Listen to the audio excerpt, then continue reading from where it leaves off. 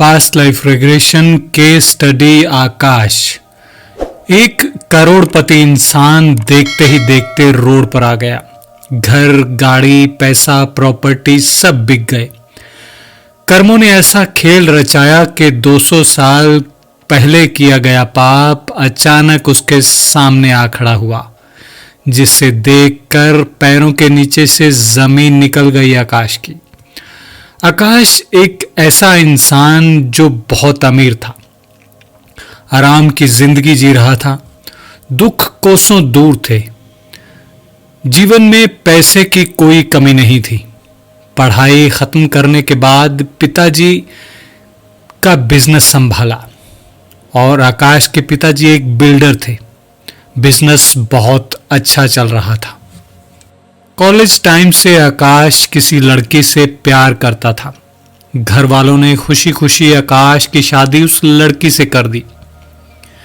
1.5 साल बाद आकाश के घर बेटे ने जन्म लिया, लेकिन आकाश नहीं जानता था कि यह उसके दुखों की शुरुआत है।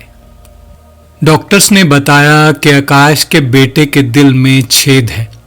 बेटा हमेशा बीमार रहने लगा और अचानक बिजनेस डाउन होने लगा। मार्केट में भारी गिराव आया और बिजनेस धीरे धीरे कम होने लगा। इनकम कम होने लगी, लेकिन खर्चे ज्यादा हो रहे थे क्योंकि बच्चे के इलाज पर बहुत ज्यादा पैसा खर्च हो रहा था। ऐसा चलते चलते एक दिन ऐसा आया कि घर और बिजनेस का बंटवारा हो गया, क्योंकि आकाश की फैमिली एक जॉइंट फैमिली थी और आकाश के पिता के बिजनेस में आकाश के चाचा भी हिस्सेदार थे। बिजनेस को डाउन होता हुआ देख और बच्चे पर बहुत खर्च होते हुए देख आकाश के चाचा ने बिजनेस और घर का बंटवारा कर लिया। आकाश का घर उसके चाचा के हिस्से में आया और आकाश अपने परिवार को लेकर एक किराए के मकान पर रहने लगा। लोगों को कर्ज देने वाला इंसान अब लोगों का ही कर्जाई हो रहा था।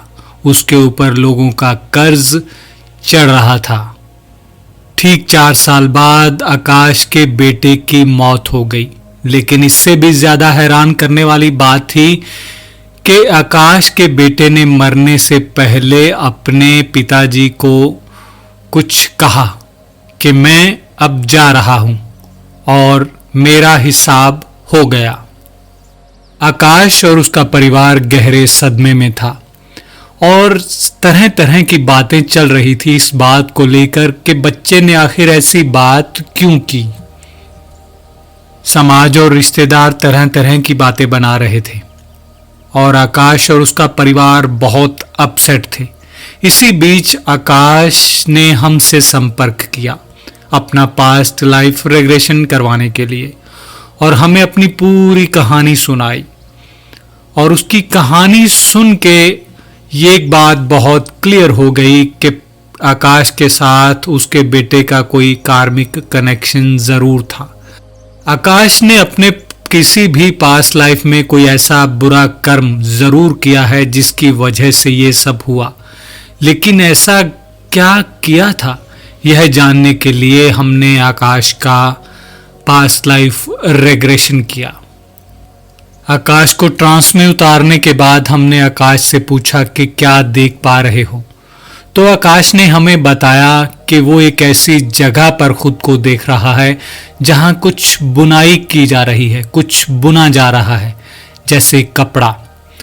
तो हमने आकाश से पूछा कि क्या तुम एक मेल हो या फीमेल, तो आकाश ने हमें बताया कि वह एक मेल है। सफेद धोती कुर्ता पहना हुआ है, उम्र लगभग 25 वर्ष है और रंग काला है। हमने पूछा कि तुम इस जगह पर क्या कर रहे हो, तो आकाश ने हमें बताया कि वह इस जगह पर काम करता है और इस काम की जिम्मेदारी भी उस पर ही है। हमने आकाश से पूछा कि क्या तुम मालिक हो इस काम के, तो उसने जवाब दिया कि नहीं, मैं मालिक नहीं हूं, मैं यहां सिर्फ देख रेख करता हूं, क्योंकि मैं थोड़ा बहुत पढ़ा लिखा हूं, इसलिए यह जिम्मेदारी मुझे दी गई है। हमने आकाश से पूछा कि जानने की कोशिश करो कि कौन सा ईयर है ये। तो आकाश ने हमें 1870 बताया। जब हमने आकाश से उसके परिवार के बारे में जानने के लिए कहा तो आकाश ने बताया कि उसके माँ बाप हैं और 2 बहनें हैं और वह भी एक मीडियम परिवार से ताल्लुक रखता है। हमने आकाश से पूछा कि क्या ये रिश्तेदार का, क्या ये बहनें और माँ बाप इस जन्म में भी किसी रूप में तुम्हारे साथ हैं? तो उसने बताया कि मेरे पिताजी अब मेरी माँ के रूप में मेरे साथ हैं। हमने आकाश से उस घटना के बारे में जानने को कहा, उस पाप के बारे में जानने को कहा जो उससे इस जन्म में, इस पास्ट लाइफ में जो वह देख रहा था, उस पास्ट लाइफ में उसके द्वारा क्या पाप हुआ था, क्या गुनाह हुआ था जिस वजह से उसके घर में बेटा हुआ और उसने इस तरीके से जाते वक्त उससे ये बातें कही। तो आकाश ने हमें यह बताया कि जिस मालिक के पास वह काम करता था उस मालिक के साथ आकाश ने बहुत बेईमानी की। उसका सामान किसी दूसरे के साथ मिलकर बेचा, उसके साथ हर तरीके से बेईमानी की जिस वजह से वो मालिक का सारा कारोबार ठप हो गया। वह मालिक बिल्कुल कर्जदार हो गया, गरीब हो गया, एकदम से हर चीज बिक गई उस मालिक की और उस मालिक को आखिरकार आत्महत्या करनी पड़ी। हमने पूछा कि यह मालिक आज के इस प्रेजेंट लाइफ में किस रूप में तुम्हारे साथ है, ये क्या तुम्हें इस प्रेजेंट लाइफ में तुम्हें मिला? तो आकाश ने हमें बताया कि जिस बेटे ने उसके घर जन्म लिया था वह पास्ट लाइफ में उसका मालिक ही था।